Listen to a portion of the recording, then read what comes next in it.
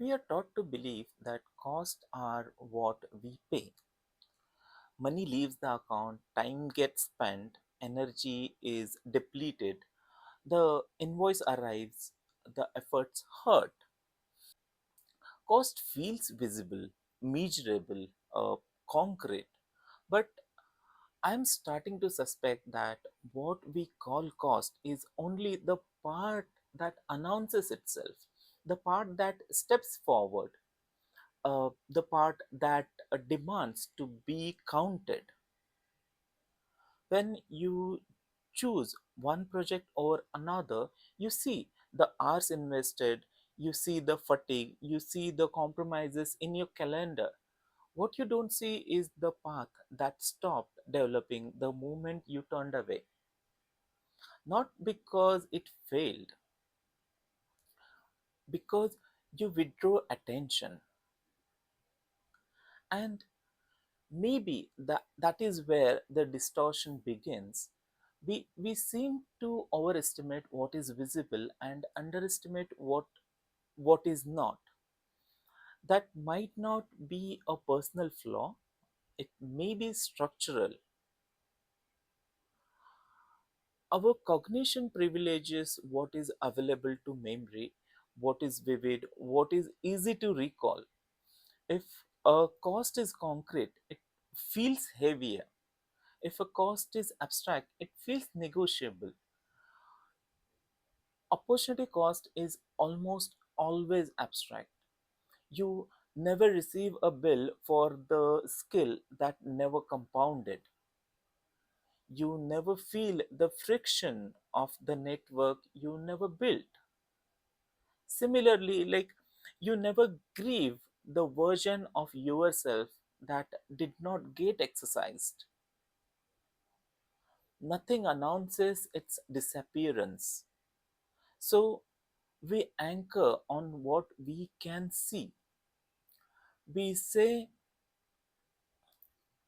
this is expensive, but expensive relative to what?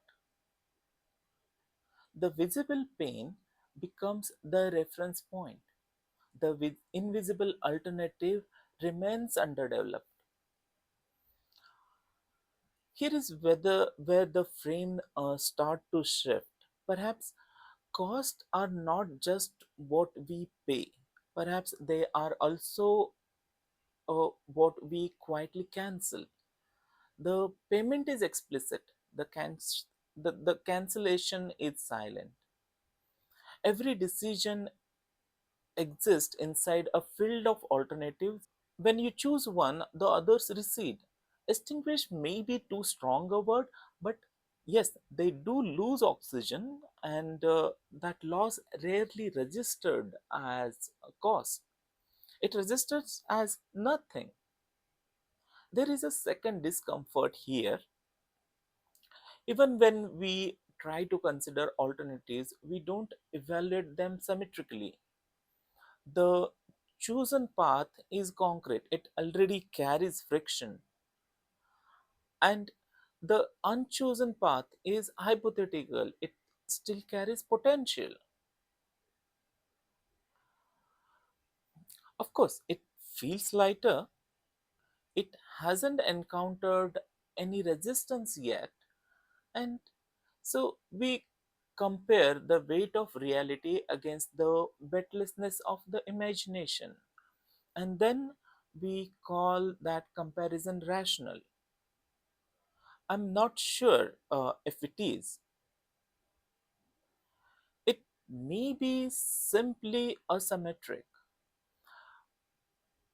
This might explain like why long-term investments feel too expensive halfway through, or why organizations cling to initiative with obvious sunk cost while dismissing adjacent possibilities that never fully formed. We may abandon trajectories without asking what kind of the future we just thinned out. But there is another layer. Even if you become aware of opportunity cost, you still cannot calculate it. The alternative world never materializes. You are comparing a reality against an incomplete simulation. Imagination fills gap with idealization. Memory fills gap with distortion.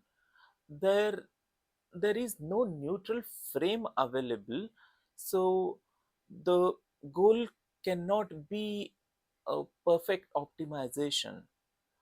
That seems unreachable. Maybe the shift is smaller. Instead of asking only what will this cost me, you might also ask what I am allowing to fade. Not dramatically, not emotionally, just structurally. And instead of trusting the heaviness of visible pain, you question whether that heaviness is amplified by salience. The price you feel may not be the whole price, but the price you cannot feel is not necessarily accurate either. That tension does not resolve cleanly. You you cannot evaluate every alternative without paralysis. You cannot ignore alternatives without drifting. That may not be an equilibrium. It can only be a posture,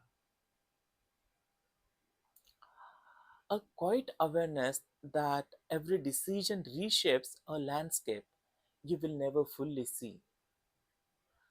I do not have a clean answer, but I have a clearer sense that disappearance is happening, whether I account for it or not. And that awareness alone changes how deliberate a decision feels.